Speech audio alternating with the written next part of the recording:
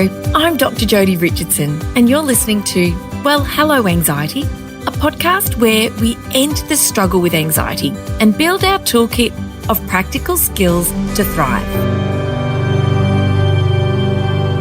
Hello and welcome back. I am extra excited today because I get to chat with a friend of mine. We're fellow soccer mums, although my daughter's not playing soccer anymore, so I don't know if that qualifies me as a soccer mum, but I was once upon a time a soccer mum. And Siobhan Bonfield and I got chatting on the side, and anyone who knows me knows I'm a chatterbox, and I was so fascinated to connect with Siobhan and her incredible work and learn about her work as a clinical psychologist. And I'm delighted to be able to bring those soccer pitch side conversations, I guess, to you today, because we've had a lot of really great chats while the girls have been out running around.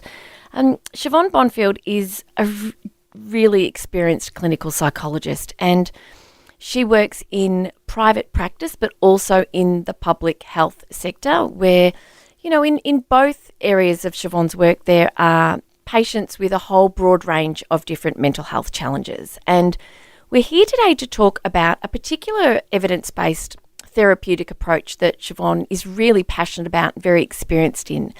And it's something that I'm really curious to learn more about too, because when it comes to our mental health, and I so encourage you, if you're questioning whether or not you might need some extra help, I always say, yes, go and get it, because you can have a chat with your GP and hopefully get connected with someone who can support you. So once you're getting connected with someone who can support you, different practitioners can specialise in different models or combine approaches, different therapeutic approaches. And so I think it's really helpful for us to start to learn a little bit more about some of these. And the particular approach that we are talking about today is EMDR, which is an acronym for eye movement desensitization reprocessing.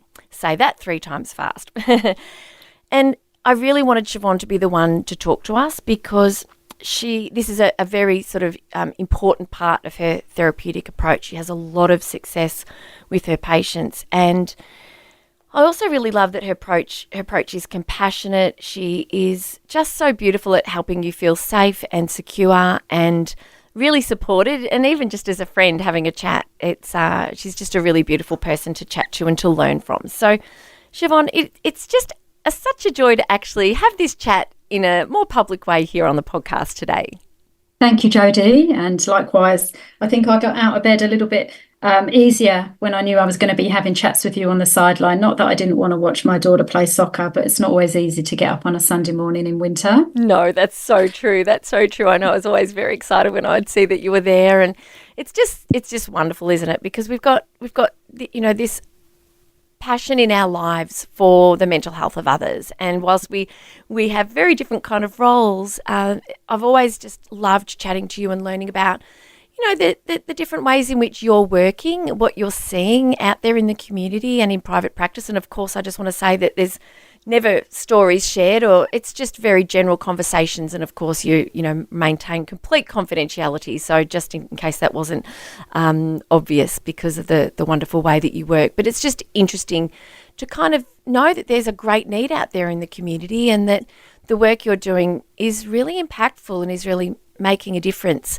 for the people that you work with. And so I know EMDR, as we will refer to it from now on through the conversation, is something that can be really profound in the lives of people who've experienced trauma, who are suffering with PTSD. And I thought a really nice place to start might be to talk about kind of what's the relationship between PTSD and anxiety. Absolutely.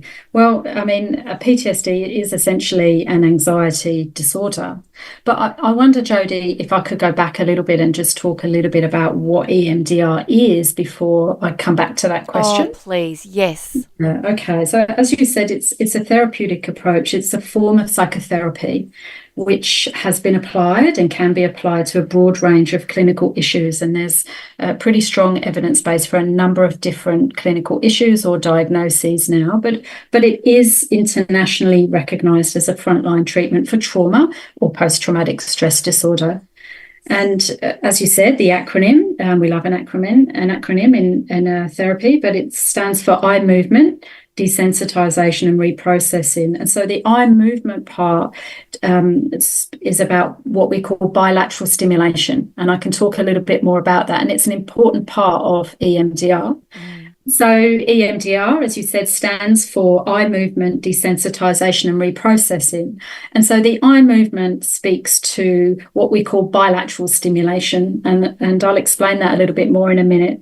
But the desensitisation and the reprocessing part speaks about how the memories become less distressing and more distant when they have been processed. Right. And I can 100% understand how powerful that must be for anybody who has been struggling with vivid, overwhelming thoughts of reliving the trauma. Absolutely. But memory comes in different forms, and it can be very conscious, like you're saying. People can have very intrusive experiences like flashbacks or nightmares or intrusive thoughts and images. But EMDR also works with people that have what we would call kind of small T traumas. So you've got your bigger T traumas, which is, like your maybe more obvious trauma, like a car crash or war, sexual assault, domestic violence. But we also know that people experience what we would call small T traumas, which is like accumulative, kind of repetitive or prolonged experiences that have an impact on somebody over time and often relate back to earlier on in life. So an example of a small T trauma might be kind of criticism that's repeated, or interpersonal conflict very early on in school, or kind of harsh comments being made to a child that really kind of internalizes that, and it affects how they experience themselves in the world. So when I say small T, it's not that they're any less significant, they're just maybe less obvious. So, I mean, I don't know if you might have another question, Jodi, but I suppose this also kind of links me to then why is that important when we're talking about EMDR? Because EMDR is essentially a model about processing memories. And I'm simplifying something that's very comprehensive and very complex. We appreciate that. But, it is essentially a model that supports the processing of memories. And for me, I've trained in a number of different therapeutic approaches, and what's unique about EMDR is that it uses bilateral stimulation, which can be the eye movement. So the therapist would move their fingers in front of someone's face and to get their eyes to go left to right, or it can be tactile taps or auditory taps or some other visual mechanism. And again, this is just one part of the treatment of EMDR. Yes. But it is a part of the treatment that I haven't encountered in other therapeutic models. And essentially, if I try and explain how that works, is that so the model underpinning EMDR, and again, I'll try not to get into the nitty gritty, which can be a bit overwhelming, is that. But it's based on what's called an adaptive information processing model, which is so the main components of this model is that when people experience distressing events, which can be big T or small T trauma, the memories that go inside the mind are inadequately processed. Yes. And so they're stored in memory as fragments in our mind, or we sometimes say they're frozen in time or stuck. Yes.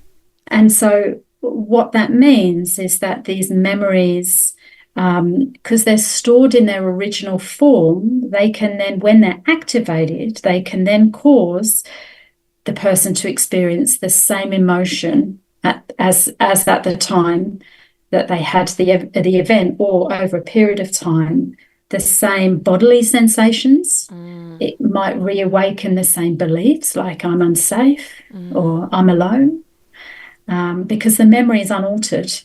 And it's these memories, which again can be conscious or unconscious, which then can dysregulate our nervous system and cause symptoms like anxiety or depression or low mood or intrusive thoughts. something that keeps coming back to mind that I'm thinking about while you're talking about this was I recently had a chat with Craig Harper. And Craig is a great friend of mine and a friend of the podcast, and also has 2 of his own daily podcasts. So I just think he's a superstar in so many ways. And we were talking about, we just got talking about motorbikes, and he rides a motorbike. We were talking about safety and various things. It was all sort of in context. And I recalled when we were talking, witnessing an accident. And the accident, like literally, I was on the Pean Highway. I was driving sort of back from Mount Martha towards sort of Mornington, and I witnessed a car pull in front of the through traffic, and the cyclist hit the side of the car, and the cyclist went flying over the top. Mm-hmm. And whilst it was obviously a very, very difficult thing for me to witness, and people quickly stopped and there was help on scene very fast. I stopped also, but I wasn't needed to sort of do any CPR, which I was quite relieved about, to be honest.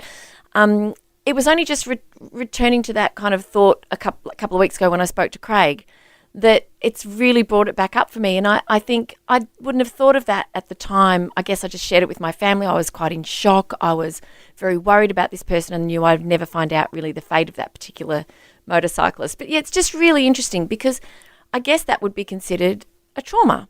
I witnessed something that was horrendous and very distressing. And so whilst we certainly want listeners, I really want you as listeners to be, I guess, able to kind of recognise when there might be a need for you to get some help with something, not to sort of dig things up, which can feel like there's no point digging things up if we can't then do so in the presence of a supportive, experienced clinician who isn't just digging things up but helping with this processing of what people have been through. And it's probably something that must feel very frightening. So I want to actually come back to the bilateral stimulation because I'm so curious about the different ways in which this and I want our listeners to be able to sort of picture what it might be like when they're in a session with someone like your beautiful self. But just before we come back to that, could you just maybe speak to the idea that sort of reliving or bringing it up, and I use the words digging it up, and I imagine some people must feel like, oh, this is very terrifying, and I really kind of want to leave it where it is. And why is this so powerful even though it's not easy, in helping the person move forward with better mental health and well-being? Yes. Absolutely. And so going back to what you described there with the car accident that you saw, what's a normal reaction to an abnormal event? And a car crash is an abnormal event. It's not something that we hopefully see often, unless you're an emergency service worker, of course, but is that it's normal for people to have experiences like going over the event in their mind, disrupted sleep, kind of startle response or hyper arousal for a good few weeks after an incident. And we know that many people recover naturally from distressing events, and that some people will need a little bit of help, and that some people will go on to be more significantly impacted.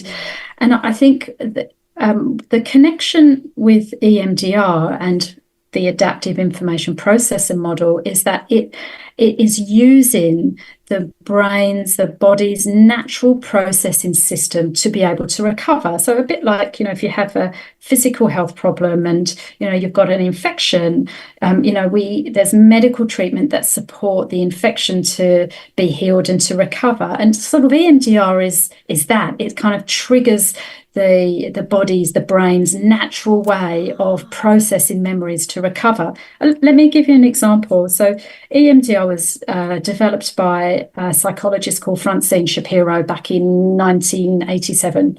And she had experienced a distressing or a disturbing event, and she was walking in a park, and she noticed that her eyes were moving from left to right.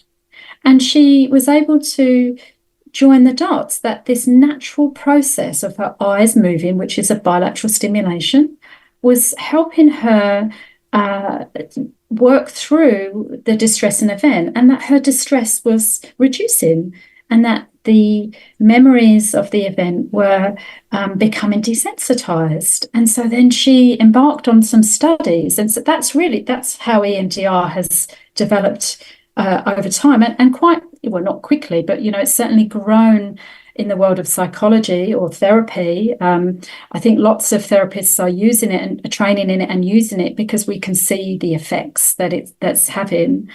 And so, the main mechanism of change with the bilateral stimulation is that it works by forcing the memories, the unprocessed memories, to be processed by stimulating the brain's intrinsic processing system. It's again, I'm trying to simplify something that's quite complex, but if I go to your second question around what to expect, so EMDR is the reprocessing is just one part of a very comprehensive therapy. There are actually 8 phases that people will go through when they do EMDR, so for example, from as a therapist, we'll get a really good history and a formulation of why somebody's experiencing their presenting concerns. And there's a phase of preparation. So clients will be adequately prepared. We call it resourced, where they feel able to kind of regulate their body so that if distressing moments come up in the reprocessing, they're able to manage. And because we know with people that have experienced kind of complex trauma, at that more severe end, that they might use dissociation again as a way of coping. But we'll work with people to make sure that they feel sufficiently resourced to be able to manage what happens. And of course, the therapist is there to support them through that process. Yes. And then there's again a collaborative process of identifying what are some of the target memories that we need to focus on here. And lots of education. It's a what we call a manualized therapy. So we'll actually go through some scripted words to say to people, this is exactly what will happen and why. And we tell them this is how it works, and so this is what to expect.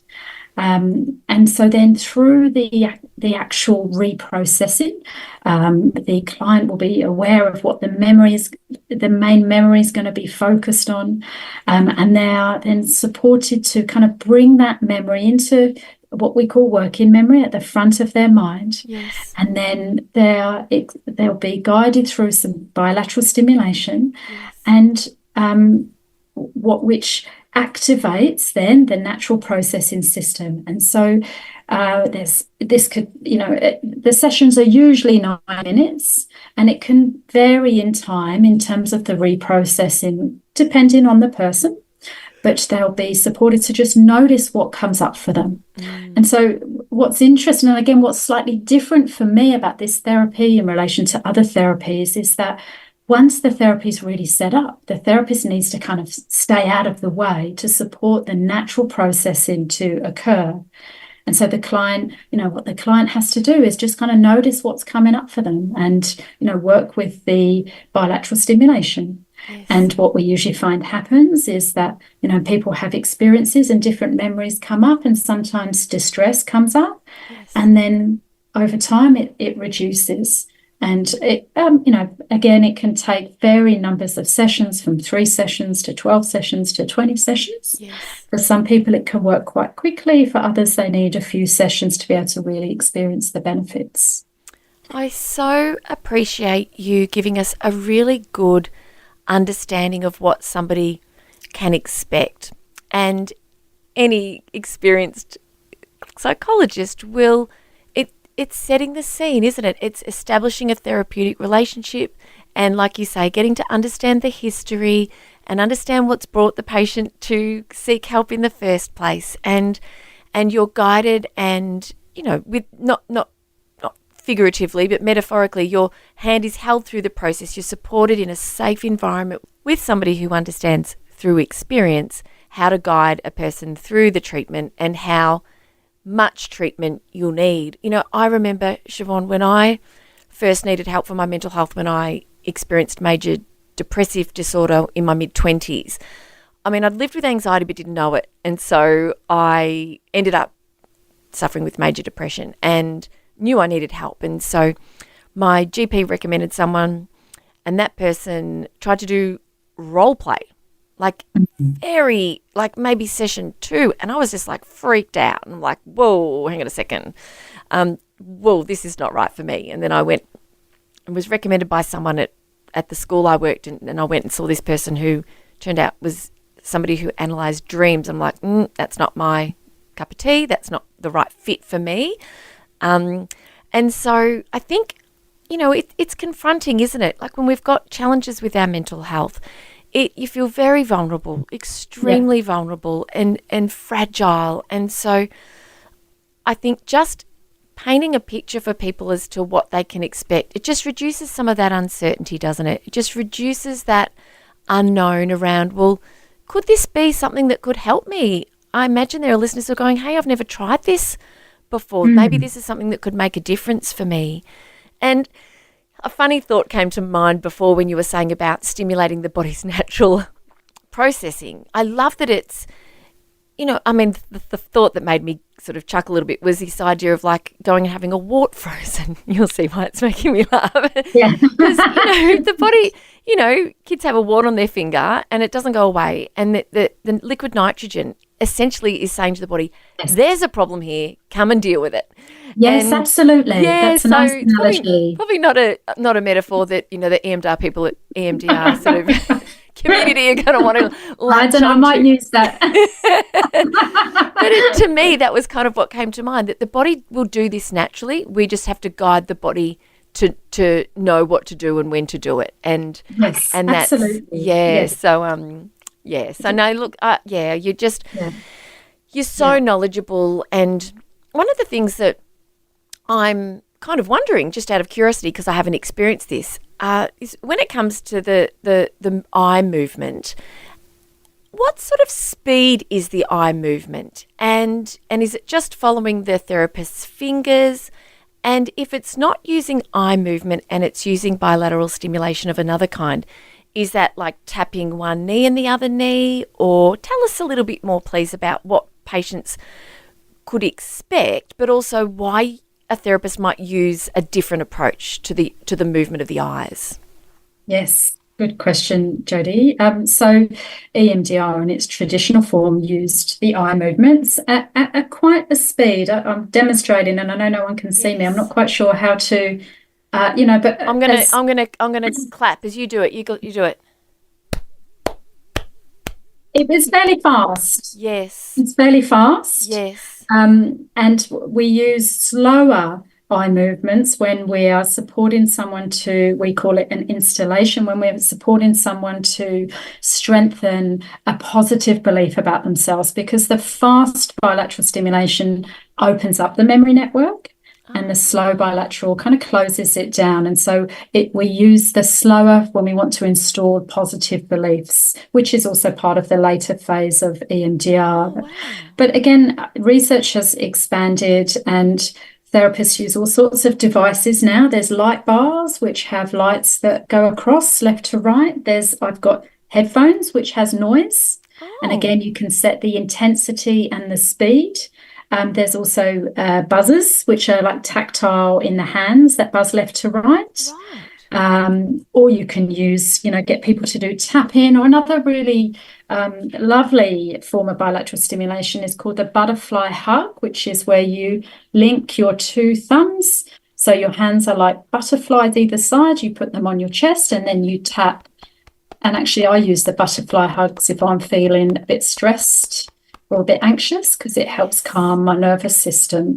Oh, I'm just going to describe for people that what Siobhan's done is she's sort of crossed her wrists with her palms facing her body, linked her thumbs so you could sort of wiggle your fingers and pretend you've got a little butterfly made out of your hands, and then that's you can hear me kind of tapping on my chest as I do that. Oh, I've seen a version of that before, and I think it's really lovely that you've shared that if you feel stress rising, that's a way that you can use bilateral stimulation to settle or regulate your own nervous system, which is something that our Yes. listeners can do at any time. Yes, absolutely. Yes. Yeah. Yes.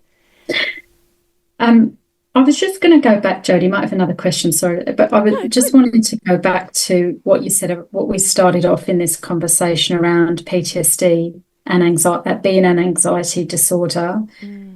Is now a good time? Yeah, Did you? perfect. Absolutely Yeah. perfect. Yes.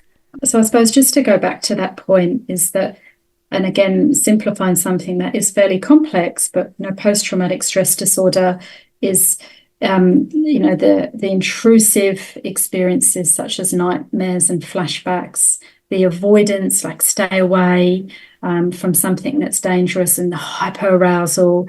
It's again used in the EMDR, or the adaptive information processor model. It's this idea that memories have become stuck and they are frozen in time, so they produce this sense of current threat. I'm still in danger. Which is why when maybe somebody's experienced something traumatic, they might go to the supermarket and feel overwhelmingly anxious because, the body is saying you're in danger.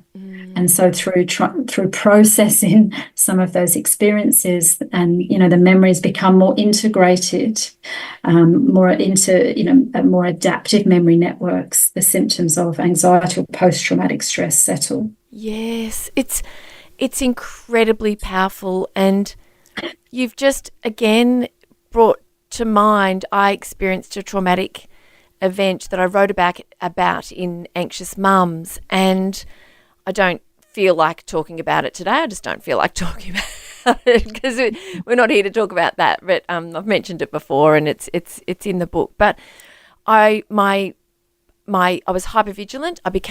I started to have all sorts of what I thought were nerve problems, numbness, tingling, sadness, just a whole lot of emotions. And obviously I was experiencing PTSD as a result of this experience, but couldn't really remember.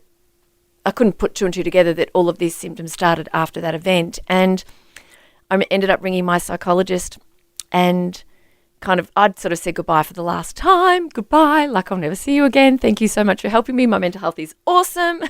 Off I go in my life. That happened a lot. And rang him up and said, I'm really in trouble. And he just had a chat with me on the phone, actually. He said, I just want you to sort of see if you can sort of piece together when it began. And that as I did that, I realised, oh my gosh. And then I went back and started seeing him. And even though I didn't experience EMDR, but I was able to process. I mean, I'd been with him for years on and off. We were very, very, had a great therapeutic relationship. And now I can talk about it. I don't want to today, but I can, if I wanted to, talk about it without overwhelming feelings of grief or fright or fear or anything like that. And so I've experienced the power, even though through a different approach, because, as we said at the beginning, there's lots of different ways. But this just sounds like it is a really accessible way and a powerful and effective way to perhaps make that change, help people make that change, perhaps in a shorter time than maybe traditional talk therapy. And I wonder, how does it compare, and in terms of the timeline, and yes, I'm going to stop talking and let you answer. Yes, so a couple of things come to mind. Like, I think it can be incredibly powerful, incredibly quickly, but it's not a panacea. It doesn't suit everybody, but I think it feels for me like it can be a less distressing reprocessing than some of the other more exposure-based treatments I've provided at other times. Yes. So, I mean, for some people, if the main aim is to reduce distressing experiences or intrusions, for example, then I think it can work, fairly quickly. But of course, there's what it also does as part of its protocol is support then people to engage in things that they might need to change in their life on top of, once they've done some of the processing as well. Yes. So I suppose just to say that. But I just want to mention what you were saying triggered something in me, because I think what's quite exciting for me as a therapist about EMDR is that there's some other kind of really novel ways coming through. So I want to use an example of two that I've had experience with. And so one is it's a protocol called the Flash.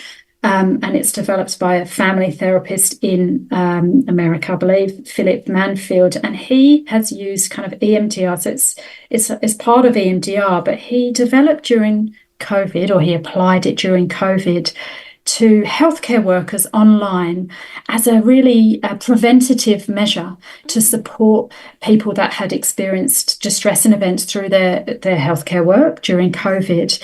And so it was, he had like 175 people online, and he guided them through a series of interventions and used like the Flash, which is like this technique that supports rapid relief from memories. Yes. And, the results of this study were really significant. I think there was a statistically significant reduction in distress of healthcare workers, which was maintained over time. Wow. And of course, which is very exciting if we think about it's an exciting treatment. It's not exciting when we think about what's going on in the world. I know what you mean. Yes, it kind of. Yes. But the other experience I've had is to use EMDR in a group setting, and again, this was used in the context of a number of people experienced a traumatic incident, and so there's an EMDR consultant here in Melbourne. Actually, that there's a few around Australia, but that has been used in a group protocol where she brings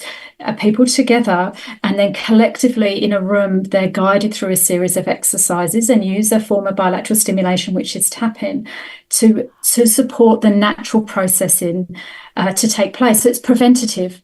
So it's this idea that actually, I've had this really difficult experience, and I probably will recover okay. The majority of people will, but some won't. And so, for me, it's like, well, I will take part in that to engage in the natural process. And a bit like I'll take the antibiotics to make sure, that things are heading in the right direction, or I'll care for a wound in this way, just to make sure things heal well. Yes. And so that also is quite exciting to me, because I think, there's maybe a lack of kind of effective treatments that can help prevent, like acute stress disorder or symptoms of post-traumatic stress disorder develop in a kind of group setting. I love that you've been able to share that with us. And when I think of, the frontline workers, police, yes, and fire and right, ambulance, and even yes, trauma physicians, there are so yes, many people that every day in, day out, and yes, probably almost become a bit numb's maybe not the word, but just it's kind of just another day in the life kind of thing, that the stuff that they see whilst once in a lifetime for any of us would be quite shocking. They just probably get used to it, but it's detrimental to their mental health and well-being, yes, over yes, their careers and well beyond, and we're losing people from these professions where police here in Victoria are yes, really reaching out for more recruits, and yes, so it's very exciting to know, because when you care so deeply about making a difference in people's lives, what an exciting option to think that people don't have to get so far down the road that they're not able to function in their day, and that it's not, impacting on everyone else in their life and really just ruining their quality of life. It doesn't have to get to that point to get help. It can be way further back up the line. Yes, and so absolutely. Yes. I want to ask before we finish up, because there's so much more I want to ask you, but I've just been thinking about OCD, because I know there are listeners who live with this or parent a child who lives with OCD, and OCD has been a part of my experience with my mental health, but the medication that I'm on actually has really made quite the difference for that. So I don't kind of really have any challenges with that I can't manage with my skills. But is EMDR something that can be applied to OCD? Is there any research around that? So look, I don't know if there's any research, but I would hypothesize that there is. I specifically haven't used it for OCD, but OCD is also an anxiety disorder. Yeah. And so what I love about the EMDR world is that there's a lot of research readily available. And there's a lot of protocols that are made accessible to other therapists. So I could imagine that it would be treated in the same way as an anxiety disorder, that there'd be a process of assessment that would explore memories associated with intrusive thoughts and anxiety and feelings, and that could become a target of the processing. So I don't know for sure, Jodi. I'd have to look into it. So, Siobhan, I can see that you're actually curious enough to dive into this right now. Yeah. Tell me, what are you seeing as you're having a look on? Well, I've got a list of protocols. So when I did the training, the person I trained with is, very well organised and gave me a whole, like a Dropbox, and it's got protocols for addictions, anxiety disorders, attachment, autism, BPD, cancer, children. So, look, OCD is on there. Right. So a generalized anxiety disorder, I've got EMDR with OCD, a summary of published papers. Oh, well, there you go, as predicted. Oh, brilliant. And what that does is, even in that list that you were reading off, it helps our listeners to know that it's an approach, an evidence-based therapeutic approach that can be applied to a whole range of different challenges that people are experiencing.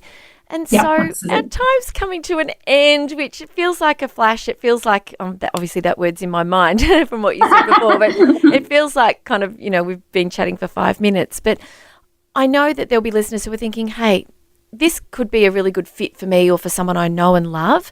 Where would you direct anyone listening who would like to learn more, or perhaps even find somebody in the EMDR professional world that might be able to support them? What would be a great resource for listeners? Yeah, so there's a website called EMDRA, or EMDRAA, and that stands for the Association of Australia.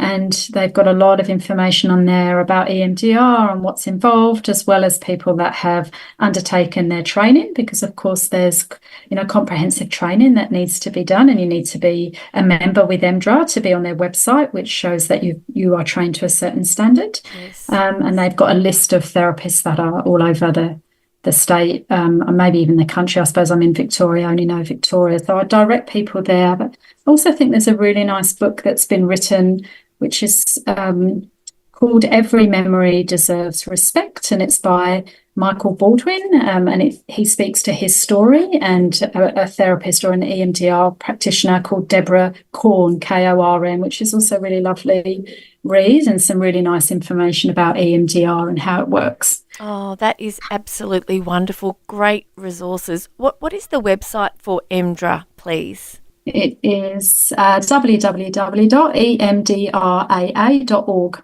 Oh, easy. Fantastic. So, Siobhan, I am so grateful to you. Honestly, and I could listen to you all day just for 2 reasons. Your accent, of course, and of course your incredible expertise, knowledge, and your compassion for people. And I wanted to say a huge thank you, because it's a big deal for professionals like yourself to say yes to coming and talking on a podcast. I know it's not something that you do day to day, and so I really wanted to say a huge thank you from me and also from all of our listeners. It's just been a joy talking with you. Oh, much appreciated, and thank you all so much for having me here. It's an absolute pleasure. And listeners, thank you for being a part of this beautiful podcast community. And I hope that, like me today, I've learned so much today. I have such a curious mind when it comes to these things. And I said to Siobhan when we chatted before the podcast that I'm just going to be, asking the questions that me as a potential client would want answered. So I really hope I've done a good job for you today, and that you've really taken this, into your kind of toolkit as an option for yourself or for somebody that you love. So thanks again for your time. I cannot wait to be back with another wonderful guest next week. Okay, bye. Thank you so much for joining me for this week's episode. If you enjoyed it, please subscribe and leave a review.